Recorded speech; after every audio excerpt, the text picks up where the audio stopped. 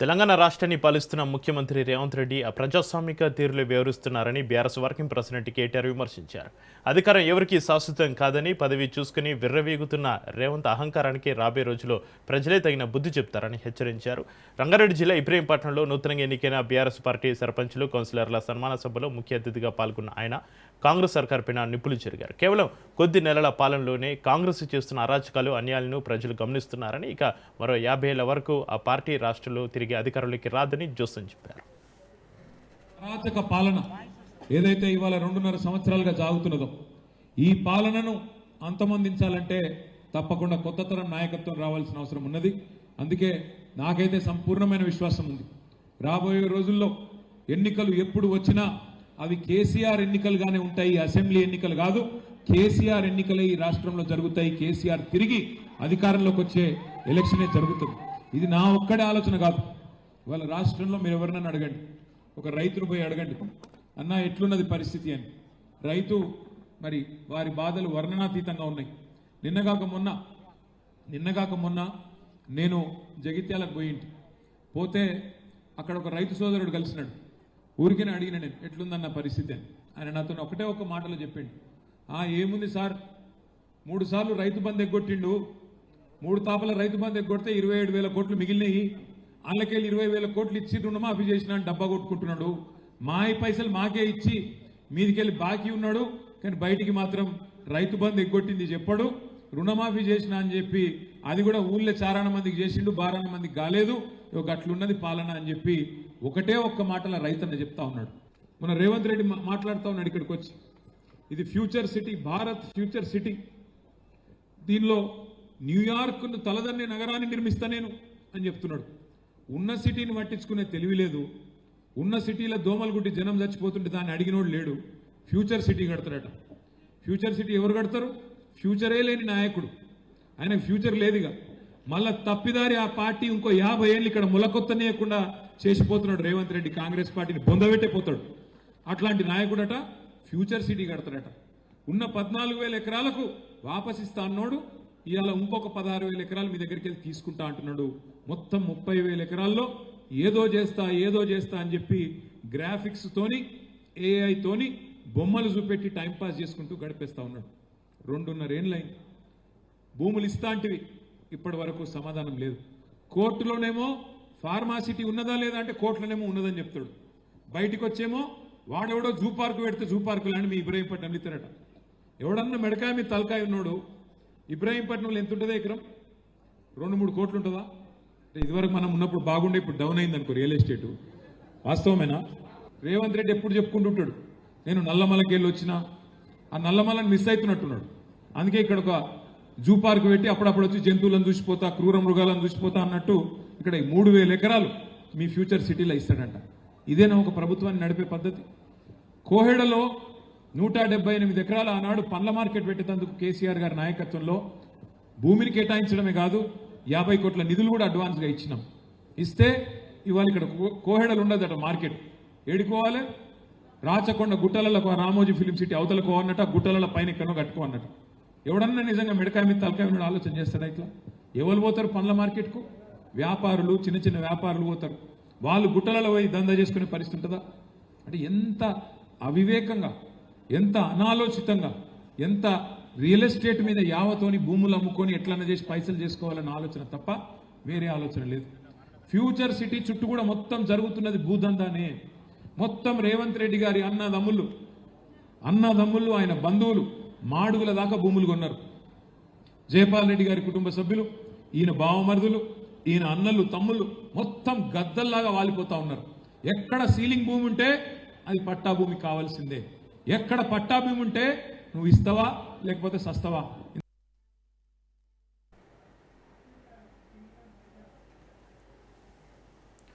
హైదరాబాద్ నగరం global capacity సెంటర్లకు ప్రధాన గమ్యస్థానంగా మారుతుందని మంత్రి శ్రీధరబాబు తెలిపారు. అంతర్జాతీయ స్థాయి మౌలిక వసతులు, నైపుణ్యంతో కూడిన టాలెంట్ పూలు, తక్కువ అద్దెలు వంటి అంశాలతోటి గ్లోబల్ ఫైనాన్స్, ఐటీ కంపెనీల ఫస్ట్ చాయిస్గా హైదరాబాద్ ఎదుగుతుంది అన్నారు.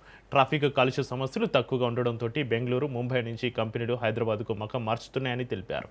ఈ సందర్భంగా పీకో టెక్నాలజీ ప్రతినిధులతోటి మంత్రి భేటీ అయ్యారు. సంస్థ హైదరాబాద్లో జేసీసీ ఏర్పాటు చేసేందుకు ఆసక్తి చూపుతున్నట్లుగా తెలిపారు. నగర మౌలిక వసతుల అభివృద్ధిపైన కూడా ప్రభుత్వం దృష్టి సారించింది అన్నారు. రీజనల్ రింగ్ రోడ్డు నిర్మాణం వేగవంతం చేస్తున్నామని, రైల్వే లైన్ల అభివృద్ధితో పాటుగా హైత్ నగర్, ఎల్బీ నగర్ మధ్య డబుల్ డెక్కర్ రోడ్డు ప్రణాళికను పరిశీలిస్తున్నామని చెప్పారు. రాబోయే 20 సంవత్సరాల అవసరాలకు తగిన విధంగా ఇన్ఫ్రా సిద్ధం చేస్తున్నామని మంత్రి స్పష్టం చేశారు. ప్రస్తుతం హైదరాబాద్లో ఆఫీసు ఆక్యుపెన్సీ 73% ఉండగా ముంబైలో 52% మాత్రమే ఉందని వెల్లడించారు.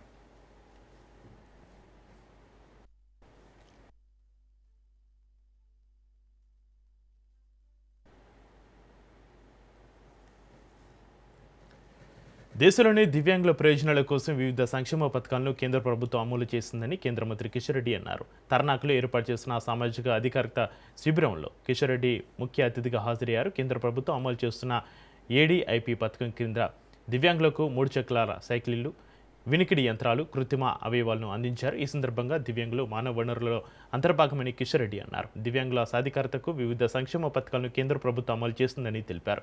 దివ్యాంగుల సాధికారత కోసం ప్రధానమంత్రి చేస్తున్న కృషిని కిషన్ రెడ్డి అభినందించారు.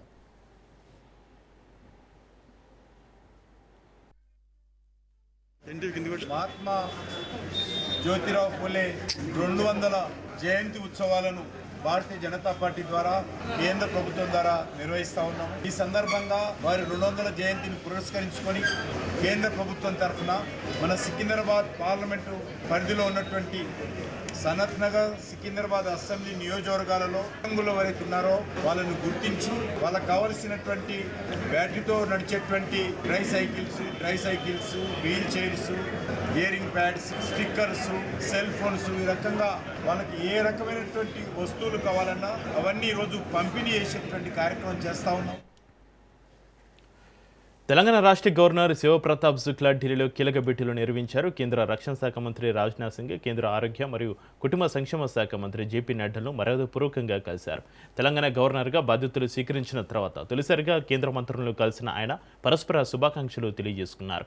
ఈ సందర్భంగా రాష్ట్రానికి సంబంధించిన పలు అంశాలపైన సౌహార్దపూర్వకంగా చర్చ జరిగినట్లుగా సమాచారం. కేంద్ర రాష్ట్ర సంబంధాలు, పరిపాలన అంశాలపైన కూడా అభిప్రాయాలు పంచుకున్నట్లుగా తెలుస్తోంది. గవర్నర్గా బాధ్యతలు చేపట్టిన అనంతరం ఢిల్లీలో కీలక నాయకులతోటి సమావేశాలు కొనసాగిస్తున్న శివప్రతాప్ శుక్లా మర్యాదపూర్వక భేటీలకు ప్రాధాన్యత ఇస్తున్నారు. ఈ సమావేశాలు రాజకీయ వర్గాల్లో ఆసక్తి రేకెత్తిస్తున్నాయి.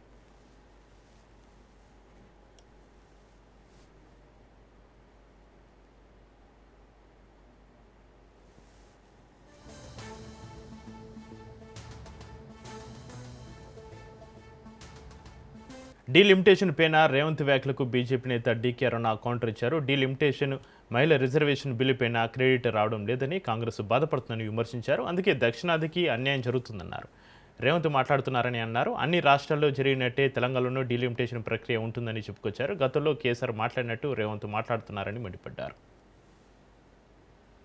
వాళ్ళకి ఎలాంటి క్రెడిట్ వస్తలేదు కాబట్టి డీలిమిటేషన్ విషయమే అయితేనేమి, ఉమెన్ రిజర్వేషన్ అయితేనేమి, వాళ్ళకి ఎలాంటి క్రెడిట్ రావడం లేదు కాబట్టి భారతీయ జనతా పార్టీకి మొత్తం క్రెడిట్ దక్కుతుంది, ఎక్కడ దక్కుతుందో అనేటటువంటి విధంగా ఒక సెంటిమెంట్ ఇంతకు గతంలో చూసినాం. కేసీఆర్ గారు మాట్లాడేటోళ్ళు ఇటువంటి మాటలన్నీ. ఇప్పుడు రేవంత్ రెడ్డి గారు అదే సెంటిమెంట్, దక్షిణ భారతం వారు కూడా ఒక నేషనల్ పార్టీకి చెందినటువంటి పార్టీలో ముఖ్యమంత్రిగా ఉన్నారు. పార్టీ ప్రాంతాలను తక్కువ చేసుకుంటూ ప్రాంతాల మధ్యలో ఏదో అన్యాయం జరుగుతున్నటువంటి భావంతో మాట్లాడడం అనేది సిగ్గుచేటు. ఇది అన్ని రాష్ట్రాల్లో ఏ విధంగా ఈ డీలిమిటేషన్ జరుగుతుందో అదే రకంగా మన తెలంగాణలో జరుగుతుంది. మన తెలంగాణకి ఏం ప్రత్యేకంగా తక్కువ చేస్తలేరు, సీట్లు మనకు ఎక్కువ అవుతున్నాయి. చాలా వారు ఒక కమిట్మెంట్తో, డెడికేషన్తో పనిచేస్తారని ఎదురు చూస్తూ ఉన్నారు. మహిళలు రావాలా రాజకీయాల్లో, కానీ వీళ్ళు ఓర్వలేక వాళ్ళు చేయలేదు కాబట్టి, వాళ్ళ హయాంలో కాలేదు, చేయలేకపోయినరు. ఇప్పుడు నరేంద్ర మోదీ గారు ఈ బిల్లుని పార్లమెంట్ లో పాస్ చేయించారు. ఇప్పుడేమో 29లోని ఇంప్లిమెంట్ చేద్దామని వారు ప్రత్యేక సమావేశాలు పెట్టిన నేపథ్యంలో తట్టుకోలేక మాట్లాడుతున్నటువంటి మాటలు మాత్రమే ఇవన్నీ. పార్లమెంట్ లో ప్రత్యేక సమావేశాలు ఏదైతే జరుగుతున్నాయో 16, 17, 18 ఈ సమావేశాల్లో ఈ బిల్లును పాస్ చేయించాలి, 2029లోనే అమలు చేయాలని ప్రతి ఒక్కరూ, మహిళలే కాకుండా మహిళా బిల్లుకు అందరూ సపోర్ట్ చేస్తూ మరి దీనికి చిన్న ఒక video we are all with you, ఈ బిల్లు ఖచ్చితంగా ఇంప్లిమెంట్ కావాలి, ఈ బిల్లు రావాలని మీరందరూ మద్దతు పలుకుతూ ఒక చిన్న వీడియోని మరి అదేవిధంగా నాట్ ఓన్లీ విమెన్ అందరూ బ్రదర్స్ అందరూ కూడా యూత్ అందరూ కూడా మీ అందరి సపోర్ట్ కూడా అందించాలి. ములుగు జిల్లాలో కాంగ్రెస్ జిల్లా కమిటీ ప్రమాణ స్వీకార కార్యక్రమంలో మంత్రి సీతక్క ఘాటు వ్యాఖ్యలు చేశారు. తనపై తప్పుడు ప్రచారం, నిరాధార ఆరోపణలు చేస్తే అసలు సాయించబోమని హెచ్చరించారు. అంగన్వాడీ సిబ్బందికి సెల్ ఫోన్లు కొనుగోలు విషయంలో అవినీతి జరిగిందన్న ఆరోపణలను ఖండించిన ఆమె కేంద్ర మార్గదర్శకాల ప్రకారం పారదర్శకంగా టెండర్ ప్రక్రియ నిర్వహించామని తెలిపారు. మొదట వచ్చిన అధిక ధర కోట్ను రద్దు చేసి తక్కువ ధరకు ఫోన్లు కొనుగోలు చేసినట్లుగా వివరించారు. కాంగ్రెస్ ప్రభుత్వం అమలు చేస్తున్న సంక్షేమ పథకాలను జీర్ణించుకోలేక ప్రతిపక్షాలు తప్పుడు ప్రచారం చేస్తున్నాయని ఆరోపించారు. ఆధారాలు లేకుండా మాట్లాడితే చెప్పు తెగుతుందంటూ తీవ్ర హెచ్చరికలు చేశారు. అవసరమైతే కోర్టులకు వెళ్లి పరువు నష్టం దావాలు వేస్తామని, ఇప్పటికే కొందరిపైన సైబర్ క్రైమ్ కేసులు కూడా నమోదు చేసినట్టుగా తెలిపారు. పనిచేసే నాయకులకే పార్టీ పదవులు వస్తాయని తప్పుడు ప్రచారాన్ని కాంగ్రెస్ కార్యకర్తలు గట్టిగా ఎదుర్కోవాలని సీతక్క పిలుపునిచ్చారు. స్కామ్ అంటున్నారు. ఏ స్కామ్ జరిగిందంటే వాడు ఏమంటాడంటే మేము కేంద్ర ప్రభుత్వం మాకు ఇచ్చింది 11,800 రూపాయలలో మీరు ఫోన్లు కొనాలని ఇచ్చారు. మనం ఒకసారి టెండర్ వేస్తే ఒకటి 14,000 అయితేనే ఇస్తానొచ్చు. 14,000 ఒక ఫోన్ మేము ఇయ్యం బాబు అని మళ్ళా టెండర్ పిలుసు. మళ్ళా పిలిస్తే 11,650 రూపాయలు అంటే 150 రూపాయలు కేంద్రం ఇచ్చినా కూడా మిగిల్చినాం. కొంటే వాడు ఏమంటాడు, బీఆర్ఎస్ నాయకుడు, బీఆర్ఎస్ సోషల్ మీడియా 14,000 కొన్నాడంట. అది 11,650 కొంటే 14,000 ఎక్కడ వచ్చినాయి? మరి ఆధారం ఉంటే చూపించాలి కదా. మరి మేము ఇచ్చింది 11,650 అయితే 14,000 దొంగ లెక్కలు చెప్పి అవినీతి సీతక్క అని మాట్లాడతాం. చెప్పు తెగుద్ది, తప్పుడు మాటలు మాట్లాడితే చెప్పు తెగుతుంది. ఇవాళ టెండర్ వేసింది కూడా నా శాఖ కాదు, నేను కాదు, ఒక థర్డ్ పార్టీకి ఇచ్చినాం.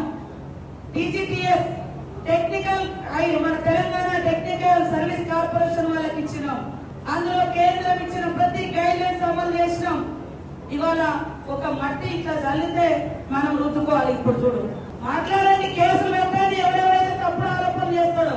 నేను ఆ రోజు కూడా దేవాలయం గురించి మనస వాచ కర్మేణ ఈ రోజు వరకు ఎవరి దగ్గర దేవుడి పేరు మీద మేడారంలో ఈ రోజు వరకు ఎవరి దగ్గర ఎలాంటి కమిషన్లకు ఆశపడలేదు. ఆ రోజు గుళ్ళో చెప్పినా ఈ రోజు నేను సభలో చెప్తున్నాను. జగిత్యాల రాజకీయాల్లో కీలక పరిణామం చోటు చేసుకుంది. మాజీ మంత్రి జీవన్ రెడ్డి బీఆర్ఎస్ జిల్లా కార్యాలయంలో అడుగుపెట్టారు. ఈ నెల 20న జగిత్యాల మోతి రోడ్డులో నిర్వహించనున్న భారీ బహిరంగ సభకు బీఆర్ఎస్ అధినేత కేసీఆర్ హాజరు కానుండగా సభ ఏర్పాట్లను జీవన్ రెడ్డి స్వయంగా పరిశీలించారు. మాజీ మంత్రి కొప్పుల ఈశ్వర, జిల్లా అధ్యక్షుడు Vidyasagar Rao, MLC L Ramana, MLA Sanjay తులతో కలిసి స్థలాన్ని పరిశీలించారు. కాంగ్రెస్ ప్రభుత్వంపైన జీవన్ రెడ్డి తీవ్ర విమర్శలు గుప్పించారు. కేసీఆర్ హయాంలో అమలు చేసిన సంక్షేమ అభివృద్ధి కార్యక్రమాలను కొనసాగించడంలో ప్రస్తుత ప్రభుత్వం విఫలమైందని ఆరోపించారు. రాష్ట్రంలో మార్పు రావాలంటే కేసీఆర్ మళ్లీ రావాలని ప్రజలు కోరుకుంటున్నారని జీవన్ రెడ్డి తెలిపారు. తన అశేష జీవితంలో కేసీఆర్ తోటి కలిసి పనిచేయడం అదృష్టంగా భావిస్తున్నానని వ్యాఖ్యానించారు. ఇక 1,00,000 మందితో భారీ సభ నిర్వహించేందుకు ఏర్పాట్లు చేస్తున్నామని బీఆర్ఎస్ నేతలు చెబుతున్నారు. దీంతో జగిత్యాల సభ రాష్ట్ర రాజకీయాల్లో కీలక మలుపు తిప్పే అవకాశంగా మారుతోంది.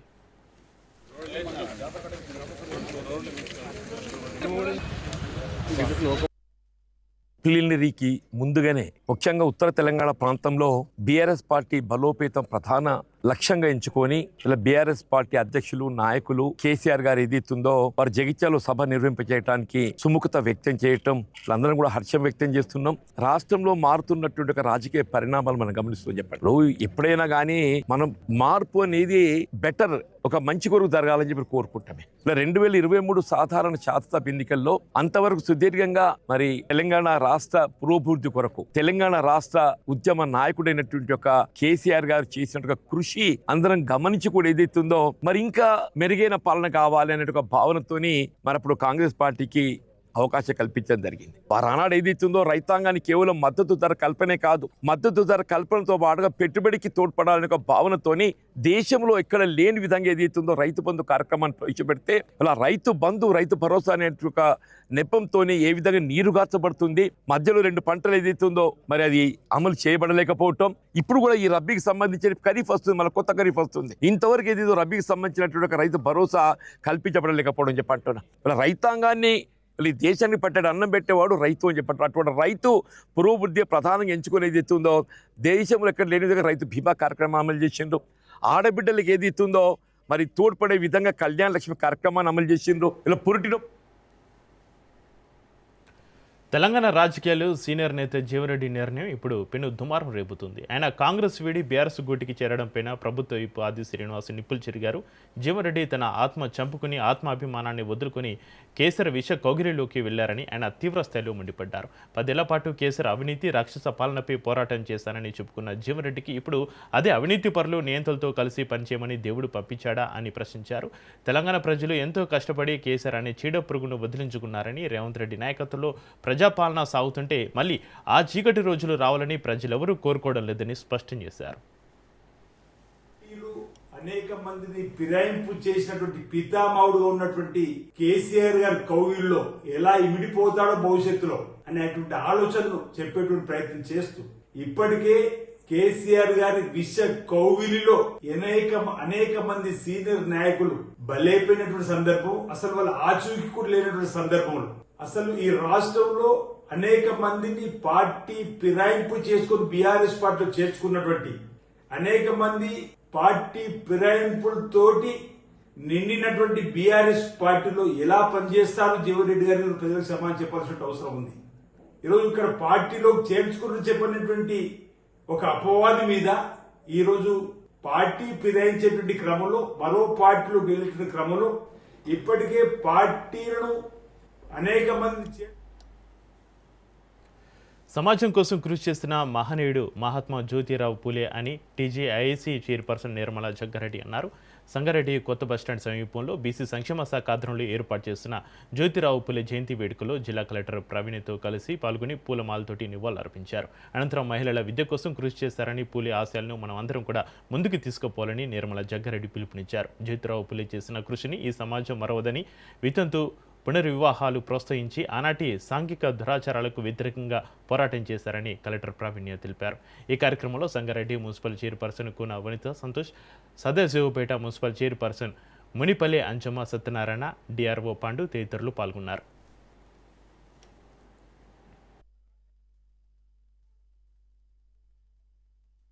మహనీయులు పూలే గారి 200 సంవత్సరాల జయంతి సందర్భంగా మరి ఈ కార్యక్రమానికి ఇచ్చేసిన అడిషనల్ కలెక్టర్ గారికి, పత్రికా విలేకరులకి, మరి విద్యార్థులకి, అలాగే ప్రభుత్వ యంత్రాంగం నుంచి వచ్చిన ప్రతి ఒక్కరు కూడా పేరు పేరున నమస్కరిస్తూ పూలే గారి జయంతి శుభాకాంక్షలు తెలియజేసుకుంటూ మరి మీడియా మిత్రులకి ముఖ్యంగా దోస్తులను కానీ చుట్టాలను పిలుచుకుంటాం, కేక్ కట్ చేస్తాం.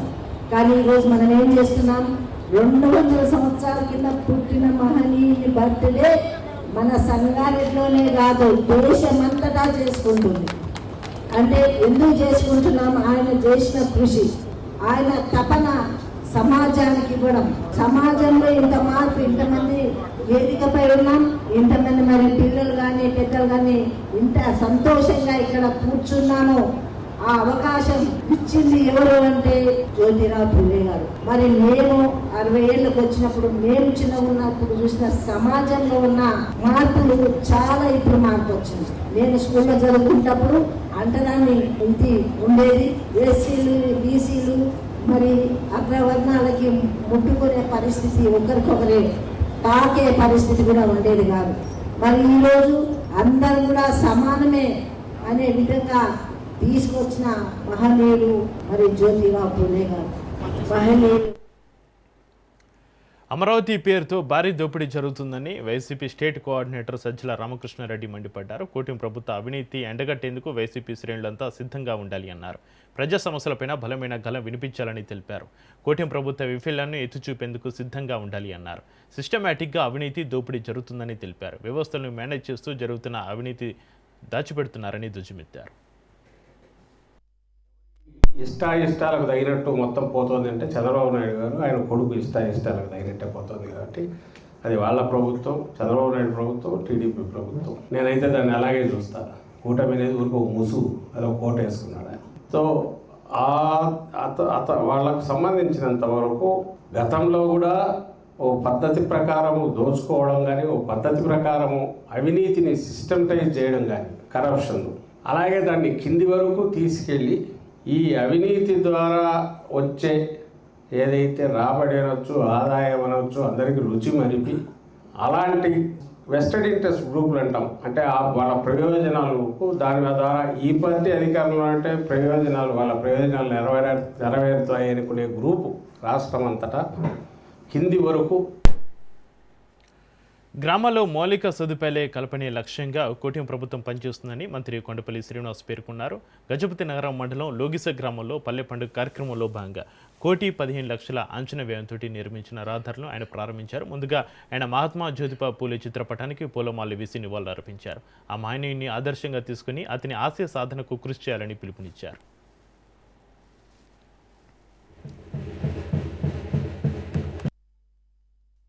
మనం కూడా బాధ్యతగా వ్యవహరించి మన చెత్తని మనమే జాగ్రత్త పెట్టుకుంటే మనకి రోగాలు తగ్గుతాయి, మన ఆరోగ్యం బాగుంటుంది. దానికి ఏం చేయాలన్నది కూడా ఈరోజు కొత్త ఒరవడి మనం తెచ్చుకోవాలి. మన గ్రామాలు పరిశుభ్రత ఉండాలి. మనం చూస్తున్నాం గౌరవ ముఖ్యమంత్రి గారు ప్రతి నెల ఒక రోజు రాష్ట్రంలో ఎక్కడో దొరికి వెళ్ళి స్వర్ణాంధ్ర స్వచ్ఛాంధ్రాన్ని పాల్గొంటున్నారు. ఎందుకంత టైం ఇస్తున్నారు? ఆయన టైం ఇవ్వాల్సిన అవసరమే ఉంది. ప్రజల్లోకి వస్తున్నారు, ప్రజలను చైతన్యపరుస్తున్నారు.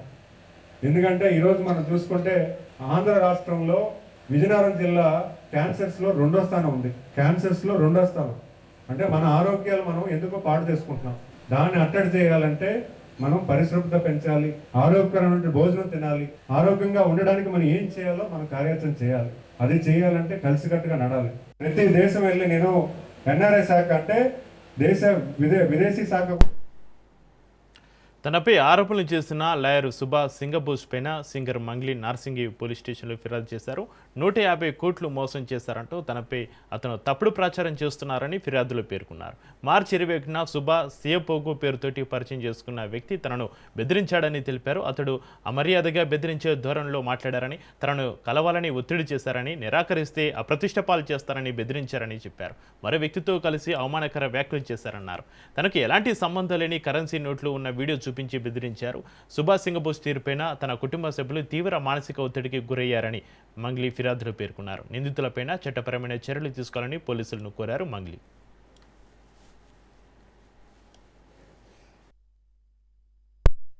నన్ను మోసం చేశారు అని చెప్పి దాదాపుగా ఒక 80 మంది బాధితులు నన్ను కలవడం జరిగింది. ఏంటంటే దేనికి సంబంధించి అని అంటే మైక్రో ఫైనాన్స్ కు సంబంధించి. ఈ మైక్రో ఫైనాన్స్ కు సంబంధించిన ఇష్యూ ఏంటి అని నేను లోతుగా తెలుసుకుంటే దాంట్లో సింగర్ మంగ్లీ వాళ్ళ తమ్ముడు శివ చౌహాన్ దీంట్లో ప్రధానంగా ఉన్నారని అంటే మా ఇన్వెస్టిగేషన్ లో తెలిసినప్పుడు అసలు వివరణ కోరదాం, అసలు ఏంటి దీని వెర్షన్ ఏంటి, ఇక్కడ ఏం చెప్తుంది, ఇందులో ఉన్నారా లేదని చెప్పి ఒక తెలిసిన మ్యూజిక్ డైరెక్టర్ గారి ద్వారా సింగర్ మంగ్లీని అప్రోచ్ అవ్వడం జరిగింది. మాట్లాడి అసలు ఏం జరిగింది, ఇట్లా చెప్పే బాధితుల దాంట్లో మీ పేరు కూడా వస్తుంది, మీరు కూడా ఇన్వాల్వ్మెంట్ ఉందని చెప్పి చెప్తున్నారు అన్నప్పుడు నాతో మాట్లాడినప్పుడు కొంచెం యారగెంట్ గా మాట్లాడింది. మీకెందుకు సమాధానం చెప్పాలి, మీకు చెప్పాల్సిన అవసరం నాకు లేదు అని చెప్పేసి మాట్లాడుతూనే ప్రధాన నిందితుడు ఇందులో ఎవరైతే పార్లమెంటు ప్రాంగణంలో ఒక ఆసక్తికర సన్నివేశం చోటు చేసుకుంది. ఎప్పుడు ఒకరిపై ఒకరు ఆరోపణలు చేసుకునే ప్రధానమంత్రి మోడీ, కాంగ్రెస్ నాయకుడు రాహుల్ గాంధీ కొద్దిసేపు ముచ్చటించారు. ఆ దృశ్యాలు సోషల్ మీడియాలో వైరల్ అయ్యాయి. జ్యోతిబా పూలే జయంతి సందర్భంగా నివాళులర్పించేందుకు రాష్ట్రపతి, ప్రధాని సహా పలువురు నాయకులు పార్లమెంటు ప్రాంగణంలోని ప్రేరణ స్టాల్కు వచ్చారు. ఈ సందర్భంగా అక్కడే ఉన్న లోక్సభ స్పీకర్ ఓం బిర్లా, రాజ్యసభ పక్ష నేత జేపీ నడ్డా, రాహుల్ గాంధీ ఇతర నేతలను మోడీ పలకరించారు. మళ్ళీ వెనక్కి వచ్చి రాహుల్ గాంధీతోటి ప్రత్యేకంగా మాట్లాడారు. ప్రస్తుతం పలు రాష్ట్రాల్లో అసెంబ్లీ ఎన్నికలు జరుగుతున్నాయి. బీజేపీ, కాంగ్రెస్ పార్టీలు ఒకదానిపై ఒకటి తీవ్ర విమర్శలు చేసుకుంటున్న ఈ సమయంలో వీరిద్దరి మధ్య చోటు చేసుకున్న ఈ చిన్నపాటి సంభాషణ ఆకట్టుకుంటోంది.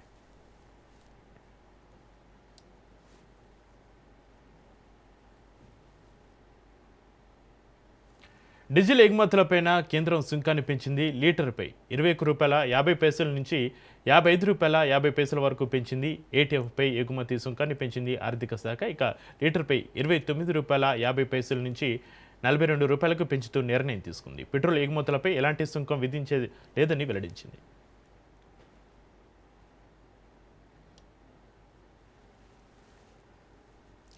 ఇరాన్కు అమెరికా అధ్యక్షుడు ట్రంప్ మరోసారి వార్నింగ్ ఇచ్చారు. చర్చలు విఫలమైతే ఇరాన్ పైన దాడులకు సిద్ధమని ట్రంప్ ప్రకటించాడు. అంతర్జాతీయ జల మార్గాలను బ్లాక్ చేయడం తప్ప ఇరాన్ దగ్గర వేరే అస్త్రం లేదన్నారు. హర్ముజ్ జలసంధిని తెరవాలనేదే తమ ప్రధాన డిమాండ్ అని ట్రంప్ అన్నారు.